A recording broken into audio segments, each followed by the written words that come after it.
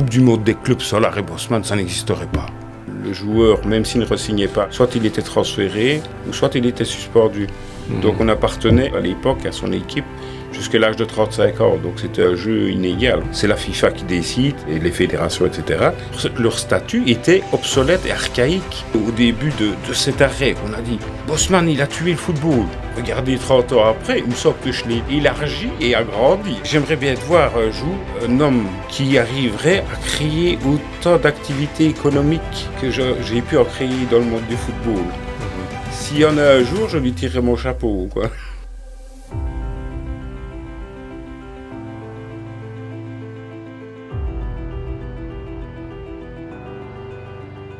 Bonjour à tous. J'ai l'honneur de recevoir aujourd'hui, ici à Liège, en Belgique, l'ancien espoir du football belge, Jean-Marc Bosman, l'homme qui a révolutionné le système des transferts FIFA, avec l'arrêt Bosman en 1995. Jean-Marc. Joachim. Je suis vraiment, j'insiste, content de te recevoir ici chez toi à Liège. Donc, tu es un ancien footballeur belge, un ancien espoir du Standard de Liège. Exact. Et du football belge. Est-ce que, voilà, tu peux, je connais ton histoire, mais est-ce que tu peux rappeler quels ont été tes débuts dans le football ici à Liège? Alors, mes débuts dans le football, ça c'est, je veux dire, on était dans un autre temps. Quand mes parents, mon papa était supporter du Standard de Liège à l'époque. Je me rappelle, bon, moi j'habitais à Couette, non loin du stade de Sclesset, donc de ma maison, parce qu'on était surélevé, on voyait le stade du Standard à cette époque-là, et mon papa, à l'âge de 10 ans, était m'inscrire là-bas dans les jeunes joueurs, dans les minimes, quoi. D'accord. Donc là, il se fait que j'ai signé ma première carte d'affiliation, et puis après, j'ai commencé à jouer minime, cadet, scolaire, junior. Puis après, j'étais avec le noyau A, je m'entraînais déjà à l'âge de 17 ans avec les pros. Et puis après, j'ai été joueur pro au Standard. Ouais. Et puis de là, je suis passé au FC Liège, où je m'amusais bien aussi, quoi. Ouais. Tu vas vite, Jean-Marc. Ah, oui. Tu rentres au Standard de Liège. Oui. À quel âge? À l'âge de 10 ans. 10 ans. Oui, je signe ma première carte d'affiliation, on disait à cette époque-là. D'accord, au Standard. Et mon papa avait dit, vous verrez, mon gamin, il est doué, tout ça. Et le monsieur qui faisait signer les cartes, il disait, oui, mais tous les parents disent ça, voyez-vous. Vous verrez, il disait. Et tu jouais au milieu de terrain? Milieu de terrain, oui. Plutôt offensif. Des fois à gauche, des fois à droite. C'était pas un problème. Je prenais beaucoup de plaisir dans les équipes de jeunes, c'était une amitié, quoi. Dans toutes les équipes de jeunes, j'ai toujours été le capitaine de l'équipe. De l'équipe de jeunes, d'accord. Ouais. Tu portais le numéro 10? Oui, j'ai porté le numéro 10, j'ai porté le numéro 6, des fois, bon, ça dépend où je jouais, quoi. Mais ma position favorite sur le terrain, c'était plutôt central, quoi, comme distributeur, quoi, un peu. Distributeur, d'accord. Ouais. Et donc, tu te retrouves à un moment donné, si mes souvenirs sont bons, à l'entraînement avec donc l'équipe première, oui, dont l'entraîneur est Raymond Goethals, qui a gagné la Coupe d'Europe, la Champions League avec l'Olympique de Marseille. Oui, oui. Voilà, comment est-ce que tu te retrouves avec toutes ces stars des années 80? Oui, il y avait des grands joueurs, Simon Tamata, Eric Guéretz, Michel Prudhomme. Je veux dire, c'était quand même une grande équipe, quoi. Et là, je me retrouve j'avais 16 ans et demi, 17 ans, je m'entraînais déjà, donc j'avais pas encore vraiment de contrat, non amateur ou professionnel, quoi. Donc je m'entraînais avec eux et oui, j'ai eu quelques mois, voire un an à peu près, ou deux, Raymond Goethals, qui était l'entraîneur de l'équipe A, quoi. Et avec lui, c'était folklorique, quoi. C'était... les vieux, gamin, je vais te dire que quand tu vas monter sur le terrain, tu vois, celui-là, le défenseur central, là, il est raide comme un poteau. Tu dois le passer à tous les coups avec ta technique. C'est un réverbère, comme on dit à Bruxelles. Il était folklorique, quoi. D'accord. Et tu as participé à des matchs sous Raymond Gottal, puisqu'il me semble qu'il est parti ensuite. Il est parti ensuite, mais des matchs amicaux, des fois. Parce qu'à cette époque-là, il y avait la Coupe d'été. Ça n'existe plus, ça. On appelait ça la Coupe d'été. Ben, de temps en temps, je rentrais un peu sur le terrain. Mais une année aussi, j'étais repris tout le temps sur le banc, quoi. Je ne jouais pas, mais j'étais toujours repris sur le banc. Mais il se fait qu'à cette époque-là, il faut bien vous dire une chose, que dans nos championnats, les autres championnats, il n'y avait que 2 joueurs de champ sur le banc et un gardien de but en général. D'accord. Donc il n'y avait pas tous ces joueurs maintenant qu'on peut mettre X joueurs sur le banc. Et voilà, quoi. Maintenant, on voit aussi que dans les grandes équipes, on voit aussi que des clubs pour des joueurs, parce qu'il n'y a plus le quota des 3 joueurs étrangers, quoi, on va revenir, équipe. Ouais. Donc il se fait aussi que maintenant, des fois, des équipes, des grandes équipes, on va parler de Londres, Milan, Madrid, Munich, Dortmund, etc., ils ont un double noyau, quoi. Chaque joueur peut être remplacé poste par poste, quoi. C'était un autre temps. Et avant de te retrouver avec l'équipe professionnelle, tu as joué un certain nombre de matchs avec l'équipe belge, équipe Espoir. Oui, les juniors, on appelait ça à l'époque, oui, les 16-18, un peu. D'accord. Oui, donc là, Combien de matchs à peu près ? J'ai eu 24 sélections internationales juniors, donc dont 2 championnats d'Europe. J'ai eu le record des sélections en junior, parce que avec les premières années, je jouais déjà avec les deuxièmes années. Et j'ai eu l'occasion de jouer 2 championnats d'Europe en Finlande et en Angleterre aussi. Et là, l'entraîneur de l'époque de l'équipe nationale était Guy Thys. Il nous avait accompagnés avec le staff, etc. Et à la fin du tournoi en Angleterre, il m'avait dit, Jean-Marc, continue à progresser comme ça et tu viendras un jour nous rejoindre chez Léa, donc l'équipe nationale. Mais après, il y a eu les histoires du Standard, etc. Et le club est tombé un peu, je veux dire, en difficulté, quoi. D'accord, c'est-à-dire il y avait une affaire. Une affaire, oui, c'est-à-dire que le match avait été soi-disant acheté, quoi. Je crois que c'était contre le dernier match de championnat. Il pouvait être champion en prenant qu'un seul point, quoi. Et il y avait une histoire que, avec un match nul, le Standard était quand même champion, mais à cette époque-là, est-ce que l'entraîneur avait voulu que les joueurs donnent leur prime aux joueurs de Waterschei pour qu'ils se laissent battre, quoi, alors qu'on aurait pu les battre, quoi. D'accord. Vu que cette équipe-là était tellement forte. Donc ça a créé beaucoup de problèmes, et le Standard, à ce moment-là, a eu beaucoup de problèmes, quoi. Alors, dans les années 80, il me semble en 82, le Standard est finaliste de la Coupe d'Europe. Oui. Une Coupe d'Europe. Là, j'étais pas encore contre Barcelone. À ce moment-là, tu es avec les jeunes. Je suis toujours chez les jeunes, oui. Je ne suis pas encore vraiment avec eux, quoi. Bon, j'imagine que tu as vu le match. Oui, j'avais vu le match, oui. Je crois que c'était à Barcelone. À Barcelone, oui. À Barcelone. Finale, et pour ça, c'était joué. Mais vous savez, à cette époque-là, il n'y avait pas encore le VAR, etc. Et ça s'était joué à peu de choses, quoi. Vous savez, les équipes moins puissantes avaient moins d'avantages aussi. C'était une autre époque. Hein. Et tu te retrouves avec ce groupe-là, combien de temps après ? 1 ou 2 ans ? Un an après l'année d'après, donc j'étais quand même dans... j'ai joué, mais alors, c'est-à-dire qu'en 83, moi j'étais toujours dans les juniors, je veux dire, du Standard, hein, et j'avais eu j'avais été jouer le tournoi à Nice, avec l'équipe du Standard de Liège, les juniors. Oui. Et j'avais eu la coupe du meilleur joueur du Standard, quoi. Hein. Et quand j'étais revenu, donc du Gaviga, là, du Standard et du tournoi, hein, on avait battu l'Inter de Milan 2-0 en finale. Et je me souviendrai toujours, mon entraîneur des juniors, c'était Maurice L'Empereur, il était aux anges, quoi. Il disait, c'est formidable ce que tu as fait. Moi, j'étais content, j'étais content, quoi, c'est tout. Et quand j'étais revenu, la direction du Standard m'avait dit, il y a l'Inter qui va te suivre pour plus tard, quoi, éventuellement. Mais un joueur belge ne part jamais à l'étranger, même les stars belges ne partent pas dans des grands clubs, quoi. À cette époque-là ? Oui, à cette époque-là, oui.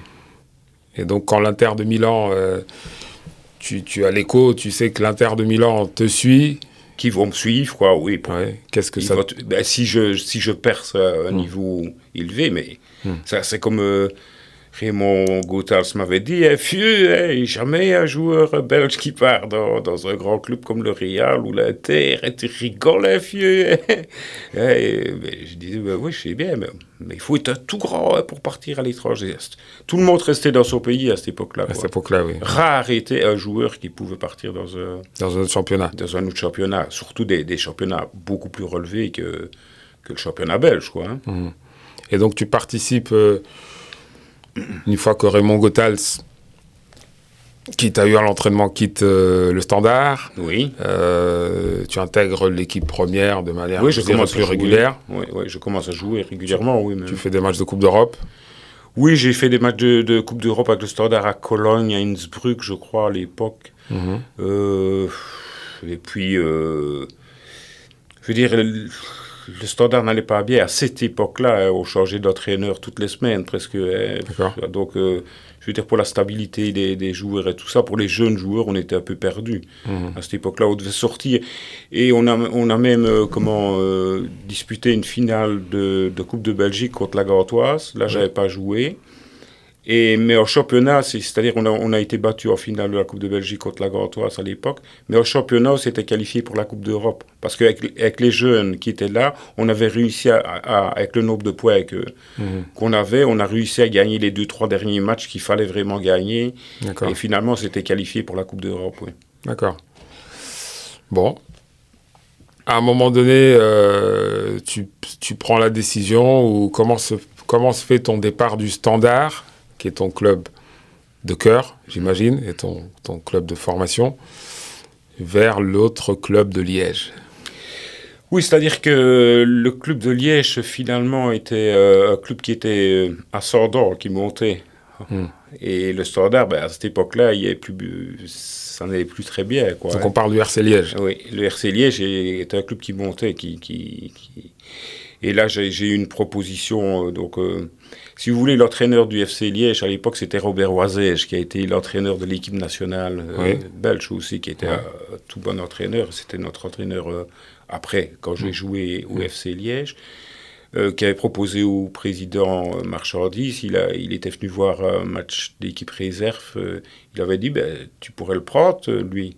Maintenant, il n'est plus vraiment considéré comme un espoir. En 86-87, j'avais plus joué avec le Standard. L'entraîneur qui avait voulu me garder, il ne venait même pas voir les matchs de l'équipe réserve et il ne m'a pas repris une seule fois, quoi. D'accord. Et alors Robert Oisège, j'avais dit à Marchandis, le président de Liège à l'époque, tu pourrais faire une bonne affaire, hein, c'est pas cher pour 75 000 €. D'accord. Et c'est comme ça que le Standard m'a laissé partir pour 75 000 € à l'époque, ce qui était, je veux dire, pas très très élevé. D'accord. Donc là, tu es au RC Liège, oui. Tu joues au milieu de terrain. Première saison, en 88, 89, mais alors 89, 90, là, je commence à jouer. Tu commences à jouer, d'accord. Et là, je dispute des matchs de Coupe d'Europe, notamment à Hibernian, à Cranès. Je joue contre le Rapide de Vienne aussi, où on se qualifie. Je crois qu'après, on avait été éliminé contre la Juventus ou quelque chose comme ça, quoi. Donc, je jouais des matchs de Coupe d'Europe. J'avais fait quand même une bonne saison. Et on a gagné la finale de la Coupe de Belgique cette année-là. Et là, quand on a dû refaire les propositions de contrat, on me revoyait mon contrat 4 fois à la baisse, pratiquement. Et on voulait me voir 4 fois plus cher. D'accord. Et là, je n'étais pas tout à fait d'accord. Je me disais, mais qu'est-ce que c'est que cette histoire? Parce que je ne comprenais pas encore très bien à l'époque. Mais après, j'ai compris, quoi. D'accord. Donc là, on va arriver... je dirais, au cœur, au centre de ton autobiographie, ton livre. Donc, Mon combat pour la liberté, donc avec la préface du champion du monde 98, Marcel Desailly. Donc, on arrive justement au début de ton affaire. Je souhaite quand même, avant d'y arriver, citer... dans le texte, Marcel Desailly, donc sur sa préface. En 1996, à la fin de mon contrat au Milan AC, cette nouvelle disposition légale avait créé un tel appel d'air que j'ai eu l'embarras du choix pour la suite de ma carrière. J'ai pu renégocier, ou plutôt négocier au mieux de mes intérêts une prolongation de contrat à Milan. 2 ans plus tard, je suis parti à Chelsea, où le championnat anglais était devenu une référence grâce à l'arrivée massive des joueurs de qualité venus de tous les pays. une autre conséquence de l'arrêt Bosman. Donc je t'ai coupé, comment dirais-je, pour aller au moment du début de cette affaire. Tu es, comment dirais-je, en fin de contrat au RC Liège. C'est ça. D'accord ? Tu n'acceptes pas la proposition contractuelle qui t'est faite pour rester chez eux. Donc, on te propose un salaire... revu largement à la baisse, oui. Très largement, non ? Oui, très, très largement, oui. D'accord.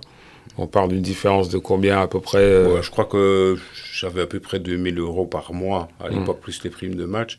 Et là, dans la proposition de contrat que j'ai vue après, c'est-à-dire qu'ils envoient d'abord ça à l'Union belge pour voir le prix et c'est après qu'on s'en apercevra.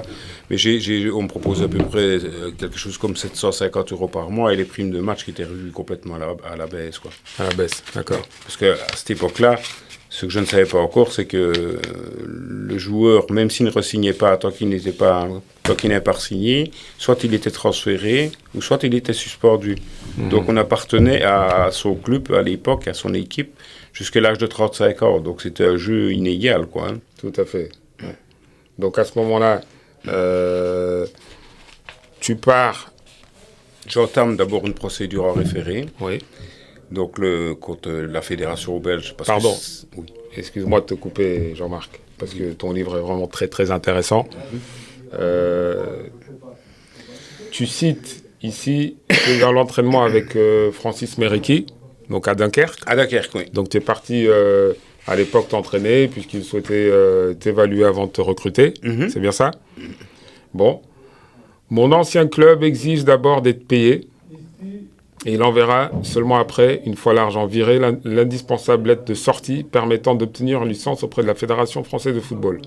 J'apprendrai par la suite que les dirigeants liégeois ont contacté par fax la banque du club de Dunkerque pour avoir confirmation de son accord pour le paiement sans réserve d'une somme de 192 000 francs, francs belges. Donc, on est au début de l'affaire Bosman qui va donner... 5 ans plus tard, naissance, je dirais, à l'arrêt Bosman, la révolution du football, du système des transferts organisé, du système des transferts et du règlement FIFA. À ce moment-là... Ce n'était que pour une location d'un an, ça, les 180 000. Et d'accord. Et un prix définitif de 300 000 € si vous voulez m'acquérir. De 300 000 €. Donc c'était un prêt. Ouais. Alors que tu étais en fin de contrat. Fin de contrat, hein. Ouais. On est d'accord. On vivait au Moyen-Âge, on vivait un peu dans un temps médiéval. Hein. C'était un monde un peu... C'était les règlements. Et moi, c'est pas que j'en voulais au FC Liège ou à la Fédération belge à l'époque, ni à l'UEFA, ni à la FIFA. C'est simplement que leur règlement, qui était leur statut, c'est la FIFA qui décide, avec les fédérations, etc., c'est que leur statut était obsolète et archaïque. C'était un peu... Allez, je vais... citer c'était un peu comme dans les couloirs du temps des visiteurs. Hein. L'arrêt, il a fait que tous les règlements, c'était tellement aberrant et que juridiquement, ça allait détricoter sans aucun problème, sauf qu'il fallait attendre 5 ans. Pour moi, c'était long.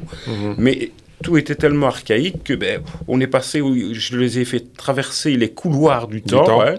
Et ils sont passés d'un monde médiéval à un monde ultra-moderne. Tout à fait. Donc finalement, c'est un des plus beaux cadeaux que j'ai pu faire finalement au club, au grand club. Et regardez maintenant, à l'UEFA, à la FIFA, regardez un peu.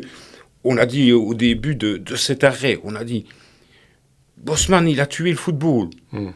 Regardez 30 ans après, il me semble que je l'ai assez élargi et agrandi. Hein. Tout à fait. Mais on va y arriver puisque c'est un combat de 5 ans. Je te cite toujours. Alors, je cite donc le texte du livre. Voilà, M. Bosman, il y a un problème, te dit-on, à Dunkerque, qui évolue à ce moment-là en Ligue 2 française. Liège doit d'abord donner le bon de sortie et ils ne veulent pas le donner. Et nous... le 3 août. Et nous, on ne veut pas payer tant qu'on n'a pas le bon de sortie. Comme le championnat de France de 2e division commence le 3 août, la situation est bloquée.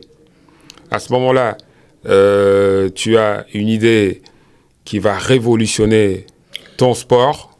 Je demande la direction. Tu demandes, comment ça, retourner chez moi? C'est quoi cette convention signée avec le club de Liège? Est-ce que je peux l'obtenir pour avoir des arguments et justifier ma situation si besoin? Et donc, raconte-nous s'il te plaît, tu récupères ce contrat. C'est-à-dire que donc, le secrétaire, M. Gors ou quoi, je dis, écoutez, mais c'est quand même... Mais non, c'est pas de notre faute, c'est de la faute de Liège et tout. Alors moi, je me dis, je réfléchis et je dis, mais écoutez, moi, cette convention-là, nous, on n'est pas en tort, Qui dit, je dis, oui, mais cette convention-là, moi, je dois repartir chez moi à Liège, alors maintenant. Je dis, est-ce que je pourrais l'avoir? Ah, mais c'est pas un problème pour nous, on est là chercher au secrétariat. Encore bien l'idée d'aller chercher la convention, parce que là, on prouve. Justement, c'est une idée que... Et là, quand je suis rentré... Donc j'ai pris cette convention, que c'est vrai que c'est Liège d'abord qui devait donner le bon de sortir, puis Dunkerque qui payait. Mais ce jour-là, alors j'ai pris la convention, j'ai dû retourner de Dunkerque à Liège, et comme on était... je rentrais chez moi, j'habitais du côté de Bierzet à l'époque, près d'un aéroport, ce qui a servi beaucoup à beaucoup de joueurs après pour partir un peu dans tous les pays d'Europe. Grâce à la Bosman. Bon passant, oui. Et là, je rentre, et quand je rentre chez moi, j'ouvre ma boîte aux lettres et je vois que comme de quoi je n'avais pas voulu signer au mois d'avril la proposition de contrat, qu'on m'avait mis sur la liste des transferts pour 300 000 €. Mais en plus, je n'avais plus de contrat, plus rien du tout. Donc, j'ai été suspendu. Donc, tu es suspendu par la fédération belge. C'est ça, oui. C'était les règlements FIFA, fédération, etc. à l'époque. Donc là, je suis suspendu. Donc, tant que je ne re-signe pas, même si c'est pour rien du tout, tant que je ne re-signe pas ou que je ne suis pas vendu, j'appartiens à Liège, je ne peux plus jouer. À cette époque-là, en France, c'est le seul pays où on avait les acédiques, le droit. En Belgique, on n'avait pas le droit. On n'était pas considérés comme des travailleurs, quoi. Oui. On était considérés dans les actifs des clubs à l'époque. Donc, à ce moment-là, tu es bloqué. Oui. Tu es suspendu. Et je ne veux plus parler avec... malgré que je m'amusais très bien à Liège. On avait une très bonne ambiance avec les joueurs, tout se passait. J'ai adoré les deux clubs où j'ai joué. Mais j'ai dit, je ne parle plus avec la direction. Et j'ai fait appel à un avocat. D'accord. Donc on peut dire que pour un différend, je dirais un non-accord sur un prêt... avec option d'achat de 300 000 €. C'est cela. Hein. Le transfert, c'était 300 000 €. Le prêt, c'était... 180 000, quelque chose comme ça. Oui, je la prenais. Grosso modo. Je ne savais pas, parce qu'on ne savait pas les prix, nous. Hein. D'accord. Alors que tu étais en fin de contrat. Exactement. Et donc, ce transfert, ce non-transfert, je dirais, donne naissance au début de ton affaire. Tu vas chercher des avocats. Oui. D'accord, à Liège, ici. Et commence une longue croisade et pénible et très longue. Et tu attaques, donc tu t'attaques au système. Dans un premier temps, en 90, quand je peux accéder à un club de division 2 en France, Saint-Quentin, parce que là, je suis libéré par le juge des référés. Donc là, Liège, déjà, ne peut plus demander des indemnités de transfert, etc. Donc le juge... Donc Saint-Quentin me prend. Le juge des référés à Liège me donne la liberté de pouvoir partir. Mais donc on est au mois d'août, le 3 août. Seulement Saint-Quentin peut m'engager quand on est retourné devant la cour, si on veut. Et seulement quand j'ai fait un match avec Saint-Quentin en division 2 au mois d'octobre, le président de Saint-Quentin a dit, à l'époque en division 2, il a dit, si Jean-Marc, je le prends tout de suite, mais seulement il faut attendre qu'il soit libre, qu'il n'ait plus, qu'on ne doit rien payer, quoi. Et au mois de novembre, je commençais à jouer avec Saint-Quentin, en 90. En deuxième division. En deuxième division française. Française, d'accord. Donc, il se fait que, à la fin de la saison, le club était en faillite. D'accord. Et j'ai commencé à chercher de l'emploi. Mais ça commençait à faire du bruit quand même. Hein. Un joueur qui s'était attaqué à son club, ça commençait à être... Donc, cette affaire était en cours. C'était en cours, voilà. Donc, je ne trouvais plus d'emploi ni en France, ni en Belgique. On avait envoyé des courriers dans différents clubs de division en Belgique, alors que j'étais libre, je ne coûtais rien du tout. à différents clubs de belges. On avait envoyé à Charleroi, Malines, Courtrai pour un peu élargir. Et chaque fois, on avait les mêmes réponses. Nous avons un noyau pléthorique. Voilà, on ne saurait pas le prendre, quoi. Hein. Mais donc, tu sens à ce moment-là que... À ce moment-là, c'est là, en 91, là, quand le club... J'ai fini mon contrat avec Saint-Quentin, donc là, je peux partir, là, je suis libre. Je m'appartiens. Et c'est là que je commence à faire des recherches dans différents clubs en France, en Belgique et tout. Et nous sommes au début de la construction de l'Europe pour les travailleurs, etc., etc. Tout à fait. Et je parlais avec mes avocats. L'UEFA, la FIFA n'était pas encore à la cause. Hein. Donc là, je parle un peu. Et en 91, je discute avec les avocats. Je dis, c'est quand même bizarre pour les travailleurs maintenant. C'est quoi cette histoire de 3 joueurs européens par équipe et 2 non-européens donc 5 étrangers maximum. Oui, 5 étrangers maximum par équipe. Hein.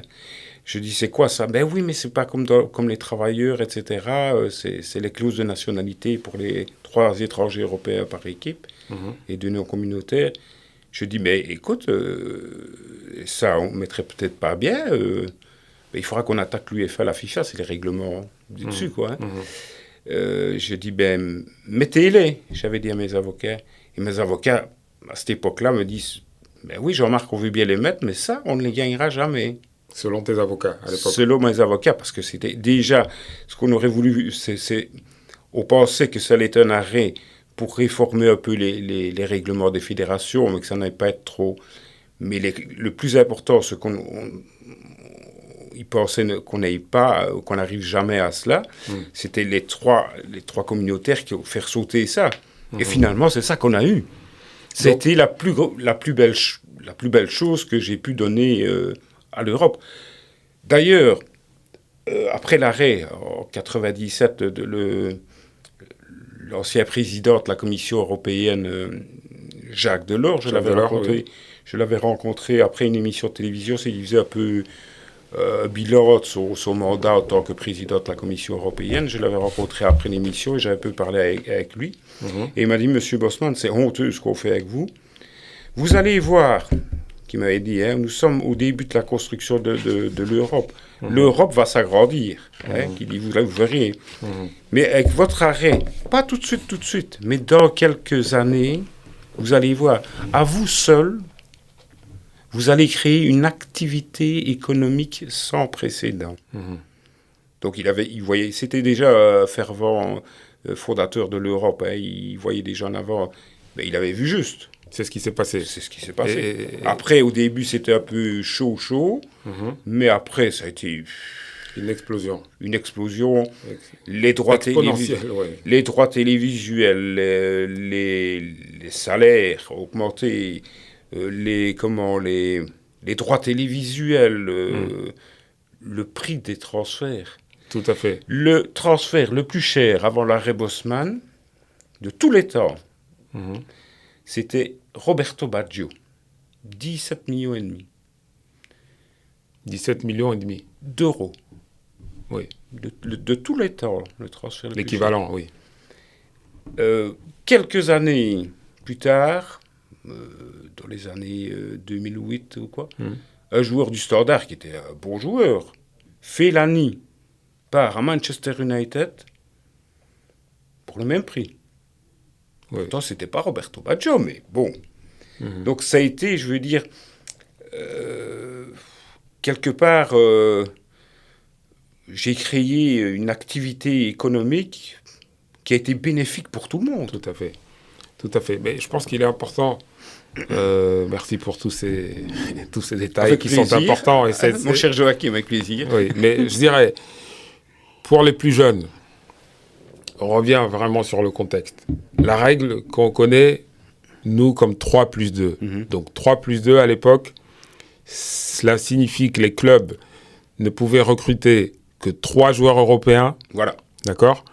Donc de la communauté européenne, c'est une grosse contrainte. Et 2 joueurs non communautaires. Non communautaires avec un maximum de 5 étrangers. Et dans les faits, il n'y avait que 3 étrangers par équipe, puisque en général. Donc 3 joueurs. En 5 ans, en 5 ans, donc 95, boum, on arrive en 96, vu que c'est le 15 décembre. En 5 ans, c'est un arrêt mondial. Parce que dans les années 2000, en 2000, il y a les accords Cotonou qui a été signé au Bénin. L'Europe, voyant que ça marchait bien pour les joueurs, a ouvert ses portes à tout le monde. Donc, qu'est-ce qui s'est passé? Les accords Cotonou a fait que ça a libéré l'Afrique, tous les pays du Maghreb, jusqu'aux îles Féroé. Ça devenait un arrêt mondial. Tout à fait. Donc, en 5 ans, il n'y avait plus de clause de nationalité. Et le dernier arrêt, qui a été, dont je suis le père, parce que sans ça, il n'aurait jamais su faire ces arrêts, c'est l'arrêt Malaya, en 2002, qui a libéré une joueuse de basket qui s'estimait lésée par rapport aux sportifs européens, a libéré les derniers pays de l'Europe de l'Est. D'accord, voilà. Tout à fait. Donc une ancienne joueuse de basket. Pourtant, une joueuse cassée au basket, en fait. qui a libéré le reste. Donc, on revient un petit peu avant la décision, puisque 5 ans, c'est long, pour un jeune footballeur espoir du football belge qui a été... oui, on passe de 25 ans à presque 30 ans. Presque 30 ans. Tu as cette idée, c'est vraiment une idée, puisque, j'insiste, ça vient de toi, d'insérer cette clause des nationalités. En 91. Puisqu'il y a 2 questions ici par rapport à ton combat à l'époque contre le système. Et aujourd'hui, je pense que tout le système du football mondial peut te dire un grand merci. Tu souhaites obtenir la liberté, je dirais en quelque sorte, tu as Toussaint Louverture pour les footballeurs. Exactement. Je dirais, tu as libéré, donc Toussaint Louverture qui a libéré les esclaves en Haïti. Tu as, toi, libéré les joueurs qui n'étaient pas libres, puisque j'ai échangé, je dirais, de cette question-là avec Marcel Desailly au moment où il a rédigé donc la préface de ton autobiographie. Et donc, il me disait, oui, à l'époque, les joueurs appartenaient au club, en quelque sorte, jusque 35 ans, donc presque ad vitam aeternam.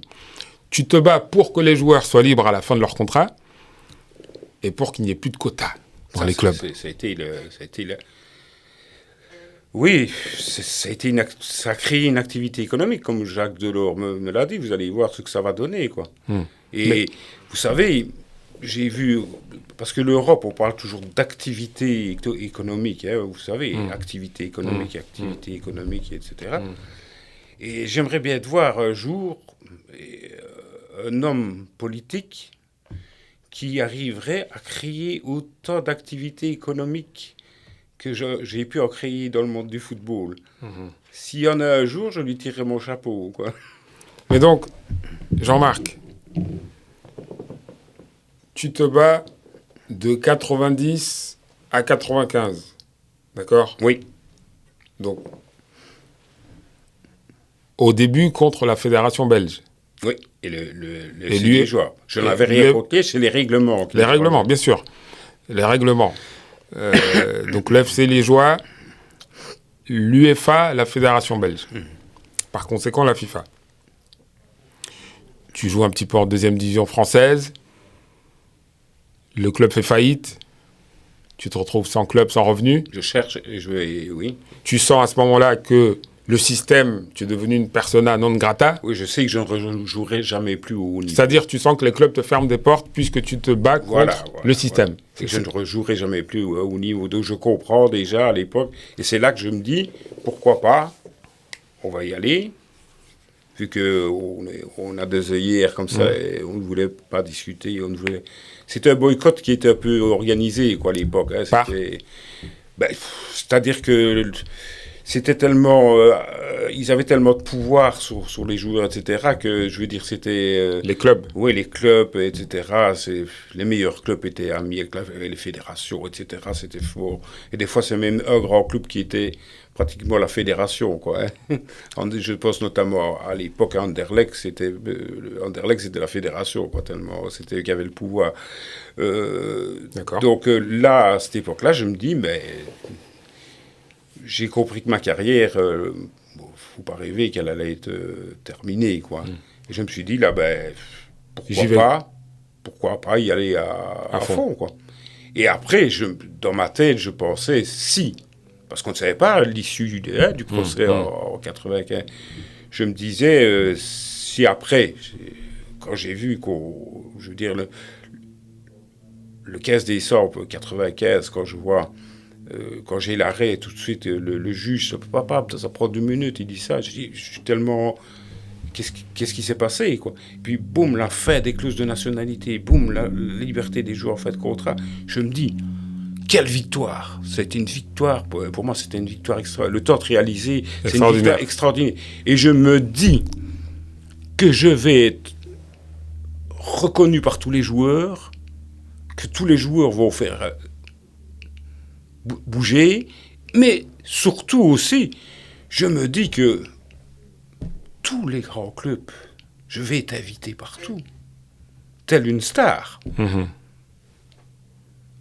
Bien mal repris, quoi. Hein. Mais tu es quand même, à ce moment-là, une star mondiale. La Cour européenne de justice, le 15 décembre 1995, on va fêter les 30 ans bientôt. C'est pourquoi tu publies aux éditions Solar ton autobiographie. Donc la Cour européenne de justice donne sa décision, donne l'arrêt Bosman. Tous les journalistes européens et du monde sont là. Oui. Donc ça se passe où exactement? Ça se passe aux Pays-Bas, à Luxembourg. Au Luxembourg, pardon. À Luxembourg. Quelques mois avant, tu étais, me semble-t-il, à La Réunion. Oui, j'ai joué quelques mois à La Réunion. En 92, je suis revenu, puis j'ai pu jouer... Tu avais un statut amateur.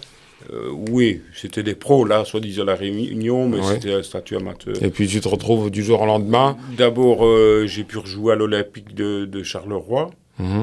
Et puis après, là, en 93, je suis resté une saison, puis on ne m'a pas renouvelé parce qu'on se rapprochait en 93. C'est là que les questions préjudicielles n'ont jamais pu être retirées. Et donc, alors, j'ai joué une saison. Et puis après, j'ai même joué, comme j'habitais à Couette, moi, au-dessus de Liège. En attendant, alors, en 94, j'ai même joué pendant quelques mois avec une équipe amateur, le DC Couette. Et j'ai terminé ma carrière à Visé, 94-95. Et là, après l'arrêt, j'ai encore joué quelques mois, puis j'ai dit j'arrête. Visé, c'était un club amateur. Promotion, en dessous de la division 3, l'équipe. D'accord. Et tu gagnes ton affaire, ton procès. Et à ce moment-là, qu'est-ce que tu ressens? Alors, avant, as-tu reçu des pressions? Des pressions pour ne pas aller au bout? On a eu diverses propositions. À l'époque, on s'était rencontrés, je sais pas, à peu près un an auparavant. Parce que le système s'effondre. Si l'arrêt Bosman est confirmé... Donc là, j'ai eu d'abord une première proposition qui était l'équivalent. Donc là, on voyait que ça avançait très bien. Une première proposition d'environ 400 000... Donc de la part de l'UEFA, la Fédération belge, quoi, je crois. Pour que tu n'ailles pas au bout. Pour qu'on n'aille pas au bout. On s'était mis d'accord, on a rencontré les avocats de la partie adverse à l'époque, on avait discuté et on a demandé si cette somme était brute ou nette. Ils ont dit brute. Alors j'ai dit, moi je ne parlais pas beaucoup, je laissais faire mes avocats parce que j'avais envie d'être protégé, etc. Et puis après, on s'était retiré pour est-ce qu'on accepte, est-ce qu'on n'accepte pas. Et moi je n'accepte pas ça. Donc 300 000 francs bruts, et puis après, ma carrière, elle est 300-400 000 francs bruts, ma carrière, elle est... Alors que je vois que... Et puis après, les avocats, ils ont dit, M. Bosman va prendre la parole. J'ai dit aux avocats, quand vous aurez une autre proposition, voilà, parce que moi, vous m'avez bien... Ma carrière est bien foutue. Moi, je ne suis pas d'accord. On verra. Où se passent ces réunions? Ça se passe en Belgique? Ça se passe à Avenue du Luxembourg, une réunion là-bas. Avec les avocats de la partie adverse, à l'époque. Donc oui, de l'UEFA, de la Fédération belge. Donc l'UEFA te convoque. On est d'accord. Oui. L'UEFA te convoque afin d'essayer d'arrêter... D'abord, c'est les avocats de la Fédération belge. D'abord, cette première proposition. Mais après, quand on arrive vraiment à la fin du procès, il y a eu 2 autres propositions. Et là, c'est avant les conclusions de l'avocat général qui sont tombées au mois de septembre. Donc, au mois de septembre, l'avocat, avant ces conclusions de l'avocat général, avant septembre, on avait peur des conclusions de l'avocat général. Là, j'ai une proposition d'1 500 000 €. On a refusé. Alors, on parle... On a refusé. Combien de temps avant le mois de décembre 95? Donc, la décision. Donc, donc, les conclusions, on les a eues au mois de septembre, un peu avant le mois de septembre. Et tu refuses cette proposition? On refuse. Et après les conclusions de l'avocat général, la FIFA, UEFA panique vraiment. Parce que 3 mois après, le 15 décembre 95, et les conclusions au mois de septembre de l'avocat général sont sans équivoque. Le système est archaïque, etc. Le système des transferts de la FIFA. Et là, nos avocats, parce que nous, quand on a eu les conclusions de l'avocat général, on savait qu'on allait gagner. Et ironiquement, on a envoyé là, j'ai des courriers en cours de maître Misson. Ironiquement, M. Bosman a bien compris que sa carrière était foutue, etc. Maître Misson, ton avocat. Oui. Et alors, nous serions disposés à parler à partir d'une somme de 100 millions de francs belges. C'était 2 500 000 €. D'accord. Et on savait que c'était fini. Et puis après, on n'a pas accepté. Pas accepté. Parce que 3 mois après, boum, l'arrêt tombé. Et je me disais, de toute façon, ça va être... Donc, ce n'était plus une histoire d'argent. Oui, bien sûr. C'était une histoire, ça devenait une histoire de... libérer les joueurs. De libérer les joueurs, et puis une histoire de... C'était politique, quoi. Je veux dire, quelque part, ça devenait un peu... Pour moi, c'était quelque chose de plus... C'est aller au-delà. Toutes les années, on aurait pu régler ce problème-là en 2-3 coups de cuillère à peau, là, comme on dit. Je sais pas, on aurait pu régler ça tout de suite. Et puis après, quand j'ai vu, et puis après, on se dit non, maintenant. Parce qu'arrêter il y a 3 mois, quand on va gagner, là, ça faisait un peu, j'ai fait le procès pour... Oui. Hein? Donc, tu refuses plus de 2 millions d'euros. Maître Misson il dit, voilà, ironiquement, si vous voulez négocier, pour qu'on arrête, ce sera 2 500 000. Mais quand on a eu les conclusions de l'avocat général, on ne négociait plus. Donc la FIFA propose 2 millions. C'est 2,5 millions.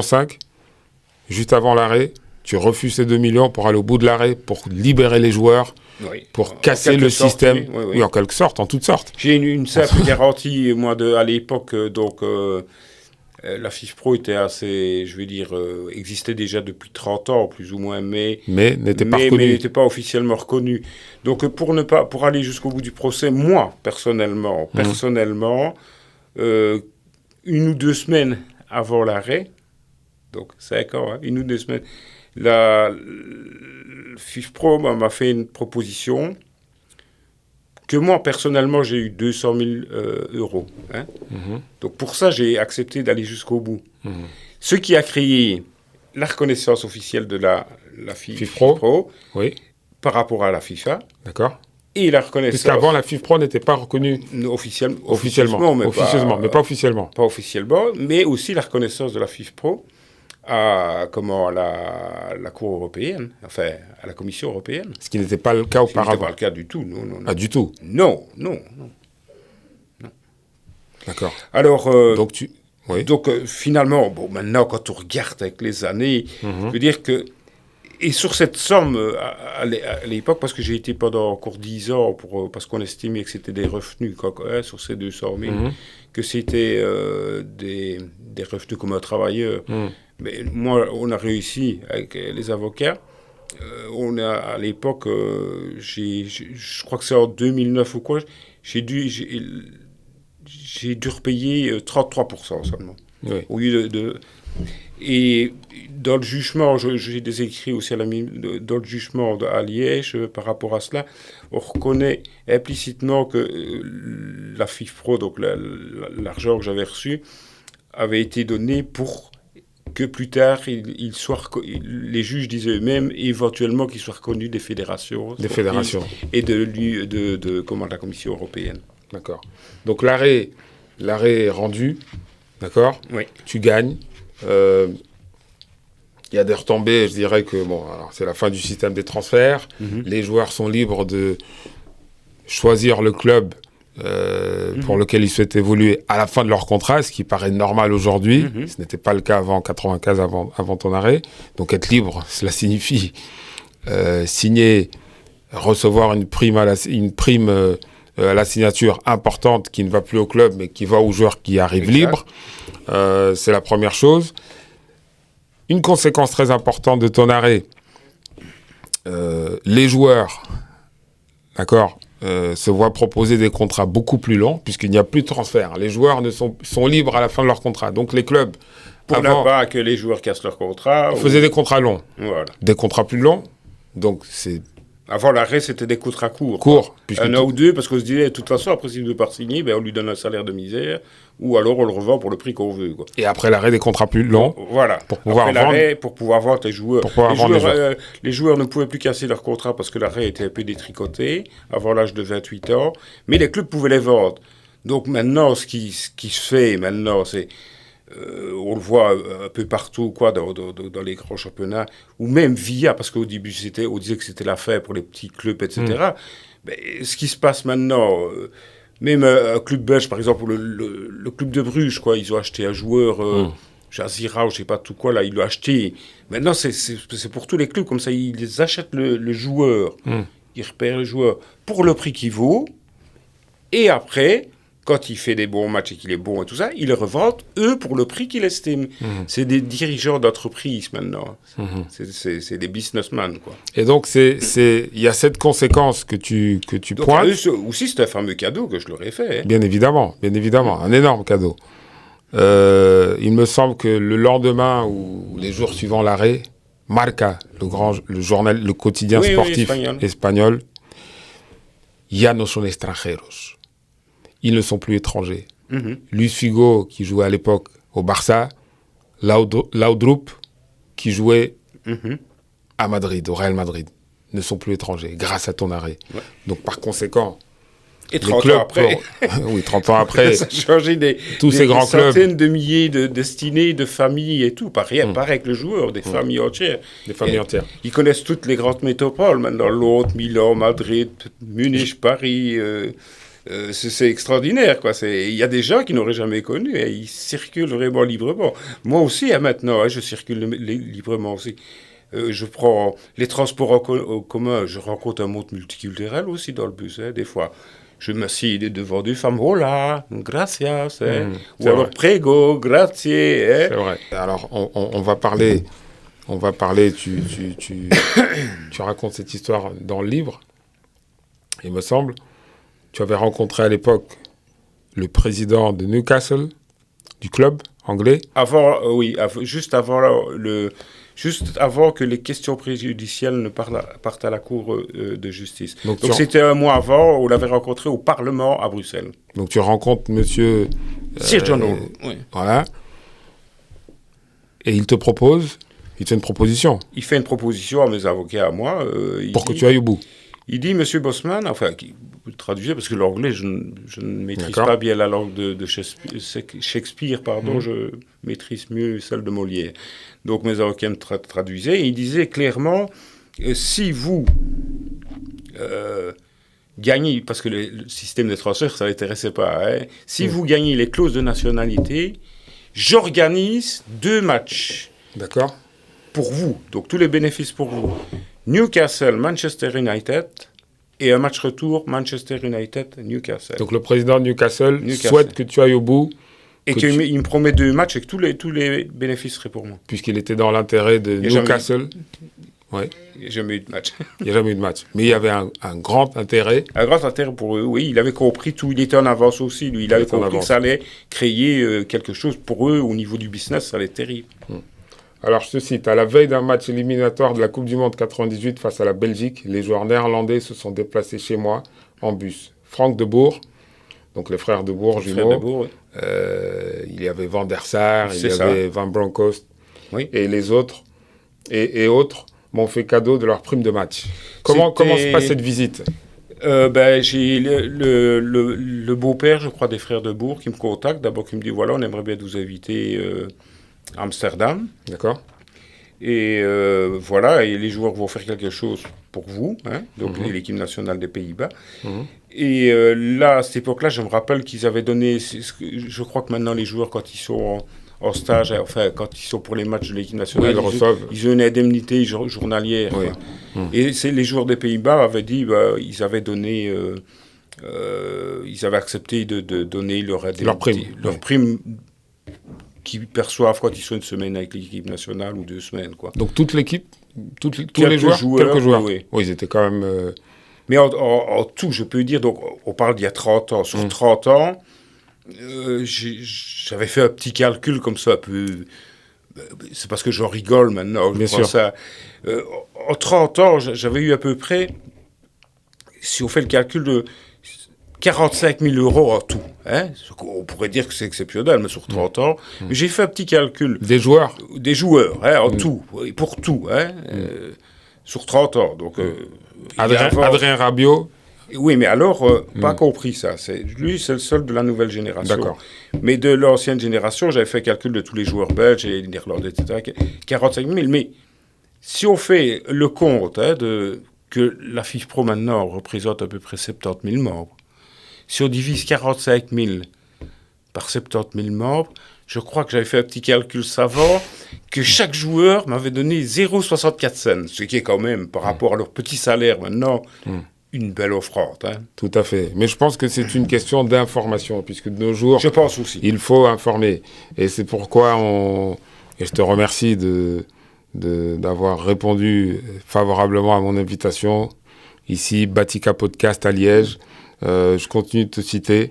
Donc, après mon arrêt, j'ai rencontré Pelé, Maradona, Cruyff, tous les grands footballeurs du monde. Ils étaient disposés à organiser un match en ma faveur. Raconte-nous, s'il te plaît, ta rencontre avec Pelé. Donc, Pelé te reçoit au Brésil, il est ministre des Sports. Oui. Nous sommes en 97. 18, d'accord. Il te reçoit... Non, il y a conférence de presse, etc. Il me serre carrément la main, on fait des photos, etc. J'avais été reçu par le syndicat brésilien, quoi. Et lui, comme il était ministre des Sports à l'époque, c'était un peu pour appuyer aussi, parce qu'à ce moment-là, on n'était pas encore dans les années 2000. Donc, non.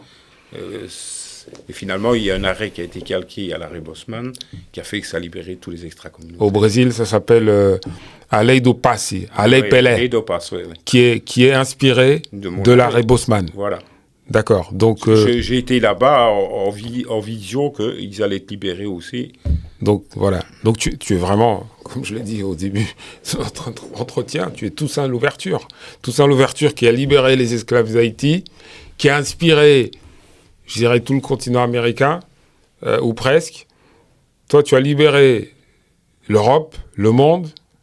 Tu as inspiré, d'après ce que tu m'expliques par rapport à ton entretien avec Pelé, la loi qui porte son nom et qui a libéré les joueurs brésiliens. Il me semble que c'est grâce à cette loi, je n'ai pas les détails, mais il me semble que, au moins en partie, Ronaldinho a pu rejoindre le Paris Saint-Germain grâce à cette loi, lei Pelé, donc la loi Pelé. D'accord. Oui, parce que déjà au départ, si les joueurs européens eux-mêmes ne pouvaient être que 3 avant mon arrêt, je ne vois pas pourquoi on aurait laissé venir des joueurs non communautaires à l'époque. Oui, bien sûr. Bien sûr, tout à fait. Donc finalement, alors l'Europe a bien compris que c'était une belle ouverture économique aussi. Aussi. Ça a fait quelque chose de... Tout à fait. Et tu as rencontré donc, par rapport à l'arrêt, Johan Cruyff? Cruyff, je l'ai vu avec le syndicat. Oui. Avec le syndicat. Il était pour la FIFPro, etc. Il était venu quand on avait discuté, parce que le syndicat qui existait là, de Maradona, etc. Avec Cantona, oui. Il voulait faire un match pour Cantona, oui, il voulait faire un match. Mais finalement, qui s'est fait dans l'anonymat. Et Diego, à mon avis, il était peut-être malade et tout ça à cette époque-là déjà, il n'est pas venu. Et Cantona, lui, il était sur le tournage d'un film, il n'est pas venu non plus. Il y a quelques joueurs belges qui sont venus, il y a eu Enzo Schifo qui est venu, Georges Grun qui a été joueur à part, Anderlecht. Alain Stoïka, quelques autres. Mais ce match a été, je veux dire... D'ailleurs, celui qui s'occupait de ce syndicat-là, Didier Roustan, on l'a fait. J'avais été à la conférence de presse avec lui. Il avait dit, voilà, on a fait un match pour Jean-Marc, mais malheureusement, on est en faillite et ça ne rapportera rien. Ça rapportera rien. Mais tu as quand même eu le soutien à ce moment-là, donc, comme tu l'as bien dit, de Diego Maradona, qui voulait... Oui, bon, apparemment. Qui a des paroles... Je dirais à ton égard, vraiment, il t'a soutenu publiquement, je dirais qu'il t'a applaudi. Il a lui-même dit que tu as libéré, il me semble. Oui, non, je crois que oui, à cette époque-là, oui, ils avaient même fait, ce syndicat-là, ils avaient fait un match à l'Espagnol de Barcelone, je crois, où il avait été joué avant, mais là, je n'avais même pas été invité. À ce moment-là. À ce moment-là, donc... Et je crois qu'il avait fait, Bosman, quand on lui demandait, il a fait, oui, j'ai Juste Fontaine aussi, qui a été aussi, je l'ai rencontré, Juste Fontaine, Di Stefano. Di Stefano. Aussi, je les ai rencontrés aussi, quoi. Tous ces joueurs-là, ils étaient conscients de ce que j'avais donné, quoi. Tout à fait. Oui, je notais que Laurent Blanc, Risto Stoïkov, t'avais soutenu Rai. À l'époque, il me semble qu'il y a eu une réunion à Paris. Oui, on a eu des réunions. Christian Carambeau aussi. Oui, Christian. Ils étaient pour, mais je veux dire, ce syndicat, c'était ce qui aurait, je crois, ce qui aurait dérangé, c'était tous les plus grands joueurs européens, quoi. Et ça n'aurait pas plu à la FIFA, hein, à l'époque. C'était trop allez, je crois que c'était plus un peu médiatique et tout, quoi. Mais la FIFPro est un syndicat plus structuré, avec des... Plus structuré. Oui. Mais tu sens... C'est tous les gens qui sont à la tête de syndicats comme ça sont soit des juristes, des avocats, c'est des gens qui sont... voilà. Mieux préparés. Mieux préparés, voilà. Tu penses? Il y avait un homme qui s'occupait de tout. Pour tous les joueurs, c'était Didier Roustan, qui est un ancien journaliste. Bon, je sais bien que c'était peut-être un bon journaliste, mais bon... tu parles pour l'autre syndicat, voilà, donc l'AIFP, on peut le citer, il n'existe plus. Oui, il n'existe plus. Mais la FIFPro, c'était quand même des gens qui étaient soit d'anciens... Philippe Pia, oui. Philippe Pia, qui lui qui a été le combatteur aussi. C'est grâce à lui que finalement aussi Philippe Pia et Gerardo Movilla du syndicat espagnol. Oui. Au début, la FIFPro, quand ils ont dû me payer les 200 et plus ce qui devait à mes avocats, etc., quand ils ont dû payer ça, il faut bien vous dire que je ne les ai pas eu tout de suite. J'ai dû attendre presque un an et des pour avoir cet argent-là. D'accord. Et Philippe Pia, c'est Philippe Pia du syndicat de l'UNFP et Gerardo Movilla, et il le dit clairement, Philippe Pia, qui avait avancé les sommes à la FIFPro. Parce qu'à cette époque-là, FIFPro n'avait pas l'argent en caisse. Donc c'est pour tout dire, le FIFPro n'avait pas l'argent en caisse. Il le dit clairement, Philippe Pia. Donc après ces années-là, toutes ces années, je regardais, tout à fait, et je suis très fier et je suis très content pour la FIFPro qui est devenue maintenant, qui représente à peu près 70 000 membres, mais c'est devenu une institution astronomique. Je regardais l'autre jour, tout à fait par hasard, voir ce que ça représente, et je crois qu'en 2000... je crois qu'en 2022 ou 23 ou 24, parce qu'ils ne publient pas leur chiffre d'affaires, mais on estime que le holding de la FIFPro s'élève maintenant, hein, donc voilà, dans ces années-là.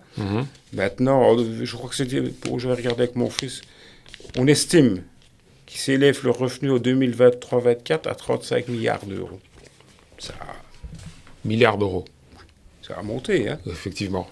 Alors qu'à l'époque, on avait du mal... à avancer de ça, mais c'est Philippe Pia du syndicat du NFP. Et on le salue. Donc la FIFPro, et je m'en réjouis pour les joueurs, etc.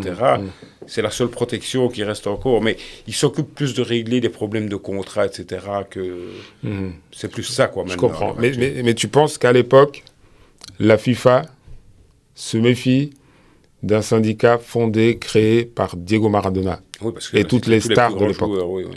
Diego, tous ces joueurs. Tous les joueurs, Di Stefano, tous les plus... Cantona. Mais on parle d'une époque, ils étaient encore dans l'ancien système, mais maintenant, je crois que, par exemple, allez, si on parle de Gianni ou de Séraphine, là, où je crois, c'est des gens, on a avancé dans les époques, ils sont plus éveillés à comprendre certaines choses. et faire aussi certains amalgames. Mais ce qui est pour FIFA, etc., nous on avait plaidé trois questions préjudicielles à la Cour de justice, hein, parce qu'on a gagné sur 48, mais il y avait 85 aussi. Donc là, 48, donc l'article 48 du traité de Rome. Voilà, c'est l'application de l'arrêt Bosman. Mais on avait demandé, mais là, la Cour européenne n'a pas voulu statuer.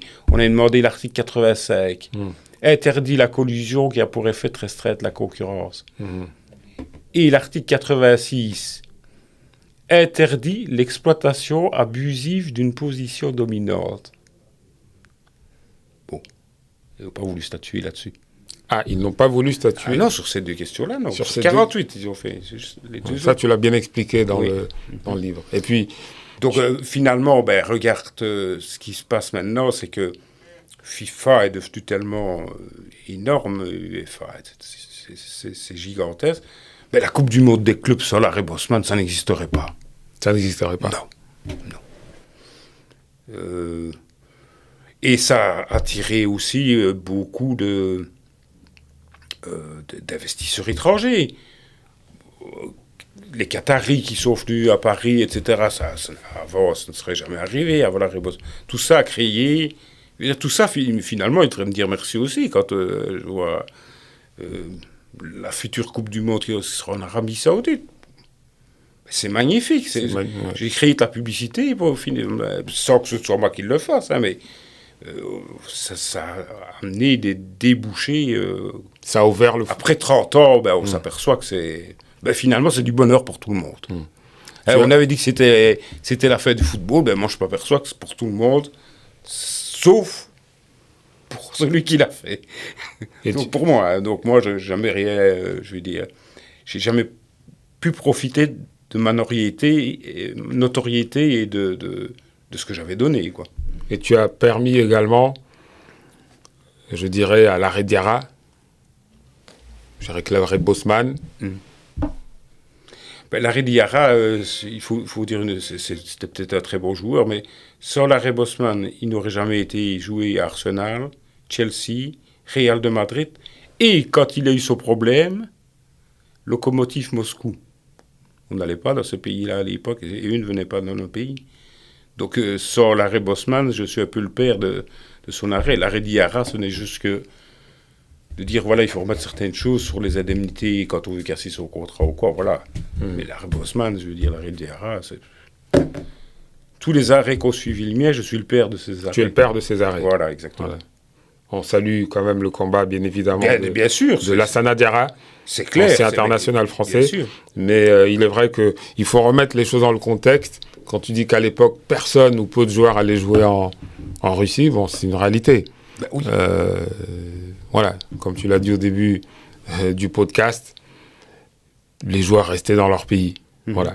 Michel Platini, je cite ton livre, « Toi, avec ton arrêt, tu vas rester dans l'histoire comme Bic ou Coca-Cola. » À quelle occasion vous étiez c'était en 2005 à FIFPro, quand je crois qu'ils ont inauguré leur bureau, il était venu. Et alors, il savait très bien c'est-à-dire que j'avais été avec mes avocats c'est-à-dire que je devais réclamer mes dommages et intérêts à l'époque. Hein. Et donc en 97-98, c'est fait sur deux jours, quoi, 97-98. C'est un de mes avocats qui était venu négocier mes dommages et intérêts pour mon préjudice, quoi. Oui. À la FIFA, on avait été du côté de Nyon, dans un petit bunker, là, si je me rappelle bien. Oui. Et c'était le secrétaire général de l'UEFA qui nous a reçus, Zen Roufinen, à l'époque. Et il m'avait dit, mais moi j'étais épuisé avec ce procès. Et mon avocat a dit, accepte ce qu'il te donne, tu verras, je vais être l'avocat de la FIFA, tu seras protégé, tu seras à l'abri, parce que je vais être leur avocat, quoi. Après, tu vas... Et j'avais accepté pour en finir. J'avais gagné. Déjà gagné, oui. Déjà gagné. Donc, comme indemnité, il avait négocié 310 000 francs suisses. Une misère. Alors qu'on t'avait fait une proposition FIFA Avant, pour que j'arrête, avant la... De 2,5 millions. Et alors là, à cette époque-là, il m'a dit, Monsieur Bosman, suite à votre arrêt, donc on était en 97, 98, hein, il avait dit, Monsieur Bosman, suite à votre arrêt, il m'a dit le secrétaire général, la FIFA a des problèmes de trésorerie. Et moi, j'en avais marre. Je me dis, s'il faut encore attendre pour juste, parce que je venais de construire ma petite maison, là. C'est une belle maison. Ouais. Et moi, à l'époque, les prix n'étaient pas ceux qui sont maintenant. Enfin, bon, j'avais... Et alors, j'avais dit, bon, j'avais accepté. Et finalement, qu'est-ce que j'aurais dû négocier? J'aurais dû dire à la FIFA, écoutez, je ne veux pas de dommages et intérêts. Vous savez ce qu'il faut faire à partir de maintenant? J'aurais dû dire à la FIFA, faites, chaque fois qu'il y a un transfert international, faites-moi, hein, parce qu'il y a des agents qui gagnent sur un transfert 1,5 million, 2 millions, 3 millions, sur un mais ce n'est pas grave. Sur le nombre de transferts qu'il y a chaque année, j'aurais dû dire, mais j'en ai marre. Et mon avocat, lui, ce qu'il pensait, c'était aller se mettre au service des clubs, hein, du bon, à cette époque-là. Il pensait qu'il y a une chose, c'est ça, hein, se mettre sa carrière en... Et j'aurais dû dire, écoutez, je ne vais pas de dommages et intérêts, mais chaque fois qu'il y a un transfert international, c'est pas énorme, hein, versez-moi une taxe Bosman, 100 €. Ça aurait été plus juste. Tout à fait. Et tu as tout à fait raison. Donc, justement... Madame Rabiot. Ça, c'est le seul café de la nouvelle génération. Donc la mère, je te cite, la mère d'Adrien m'appelait un soir pour me dire qu'elle et son fils voulaient faire un geste. Elle a insisté. Non, c'est sérieux. Donnez-moi vos coordonnées. On va vous aider et vous faire un virement. Effectivement, j'ai reçu un don de plusieurs milliers d'euros quelques jours plus tard. C'est beau. C'est la seule, c'est le seul joueur international. Bon, lui, il est parti du PSG. Lorsqu'il était il était toujours, enfin, il allait quitter le PSG. Il savait qu'il est parti fin de contrat. Librement, fin de contrat. Et puis après, il a été de la Juventus, il a été aussi libre. Oui. Mais c'est au moment où il a quitté le PSG. Et là, Madame Rabiot, j'avais été un peu surpris, quoi. Elle m'avait... Il y a une belle photo, d'Adrien Rabiot ici avec le maillot de la Juventus. À la Juve, oui. Et alors, c'est là qu'elle m'a fait, moi je ne savais pas, et puis elle a dit, regardez votre compte. Elle m'avait fait verser 20 000 €, quoi. Enfin, fois les X joueurs, si tout le monde faisait un beau geste comme ça, ça changerait un peu ma vie, quoi. Et donc, comment dirais-je, nous nous sommes rendus, grâce à mon ami Nino Nissas à Belgique, l'ancien défenseur des Girondins de Bordeaux, qui nous a invités donc au match de gala, les 100 ans du Parc Lescure, donc l'ancien stade des Girondins de Bordeaux. Et Bernard Mendy, que je salue, me présente donc Paoletta. On échange un petit peu, et puis très sympathique. Je lui indique que donc c'est Nissa qui nous a invités. Il me demande avec qui je suis. Je lui dis que je suis avec Jean-Marc Bosman. Et puis là, il lève la tête. Il me dit, tu es avec Jean-Marc Bosman? Tu en parles dans le livre? Je lui dis oui.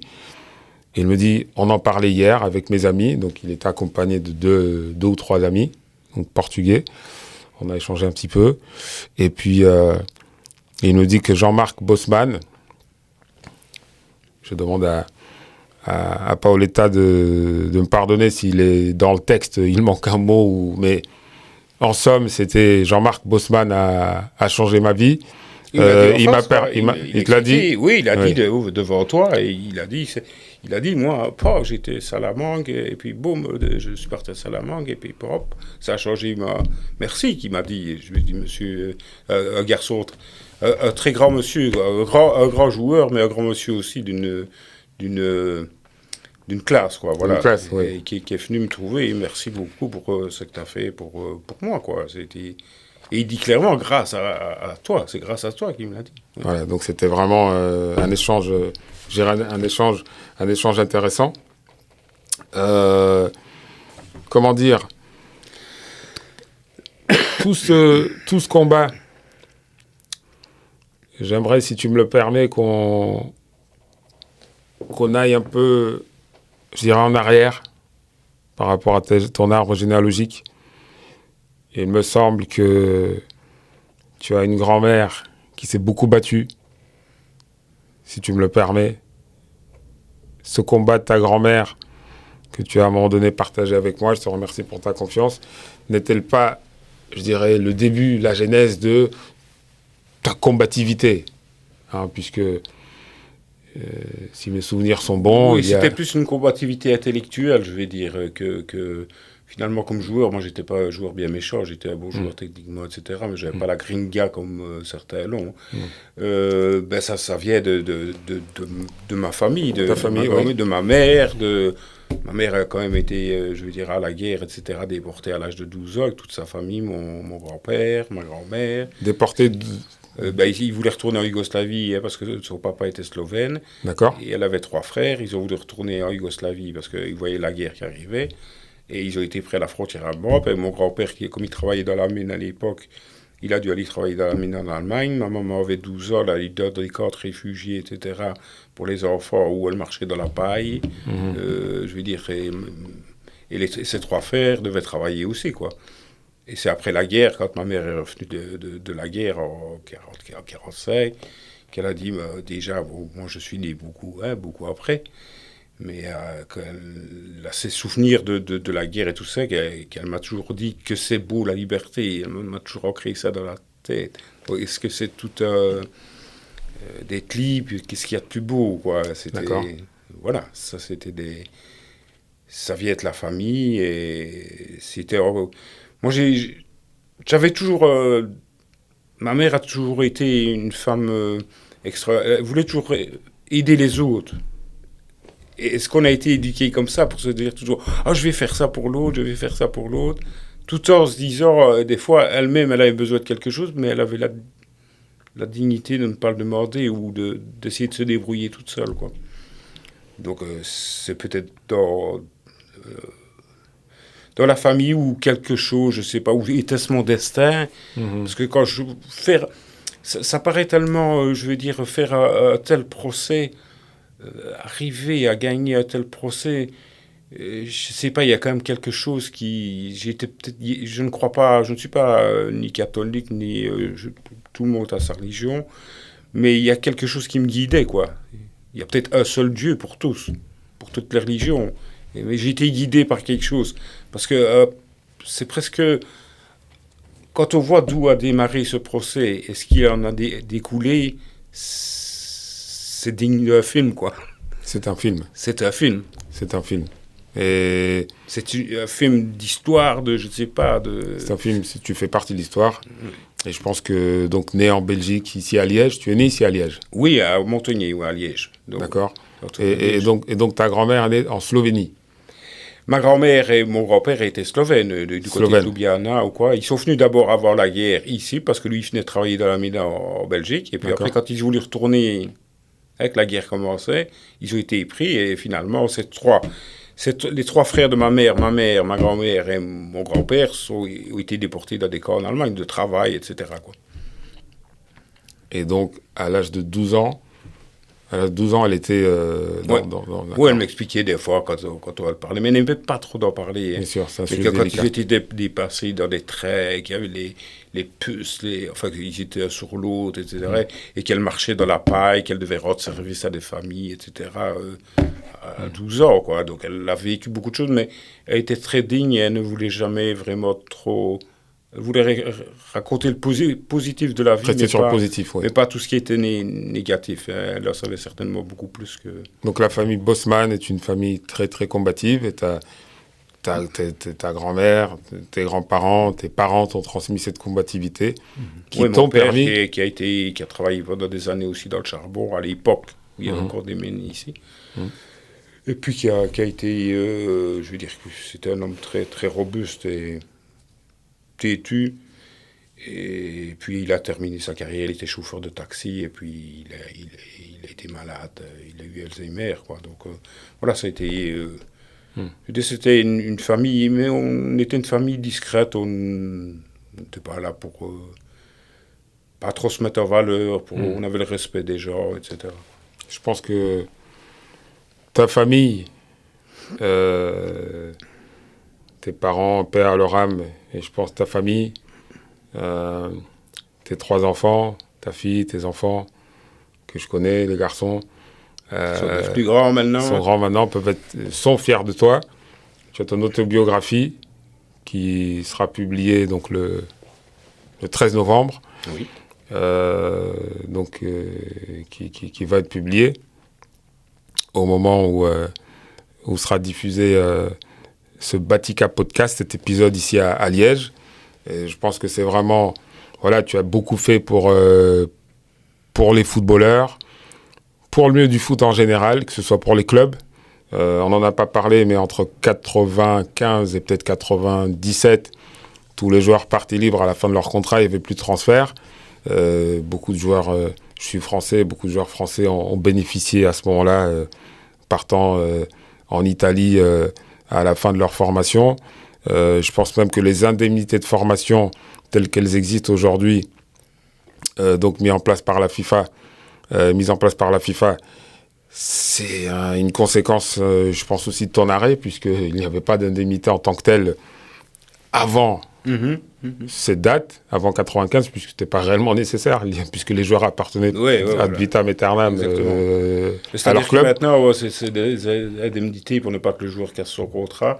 Le club peut le vendre, mais pour ne pas que le joueur casse son contrat, c'est qu'on met des indemnités tellement hautes. Oui. Parce que ce qui peut arriver, il y a tellement d'argent, par exemple dans la Ligue des Champions, etc., que quand on voit une équipe qui arrive en quart de finale, au moins parce qu'il n'y avait pas les mercatos maintenant, il y a les mercatos. Avant, il y avait ce transfert, c'était l'été. L'été, voilà. Et puis les mercatos, mais imaginez par exemple un joueur, les 5 meilleurs joueurs du quart de finale au mercato, on rachète les 5 meilleurs dans l'autre club qui est concurrent. Oui. C'est pas comme dans un magasin Deleuze ou je ne sais pas, ou Lidl, où il y a 4 caissiers qui partent, le lendemain on les remet aux 4 nouvelles. Bon, bien sûr, si on pique les 4 meilleurs joueurs, c'est vrai. À ce moment-là, ça complique les choses, quoi. C'est vrai, tu as raison.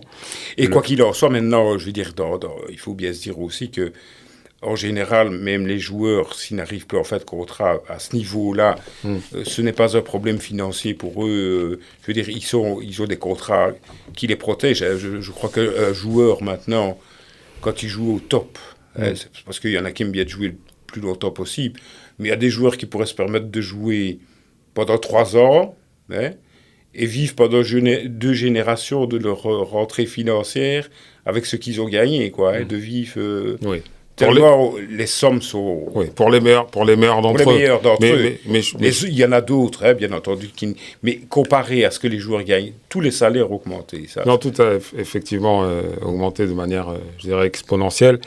Et je dirais maintenant, on arrive aux 30 ans de l'arrêt, le 15 décembre 95, 15 décembre 2025.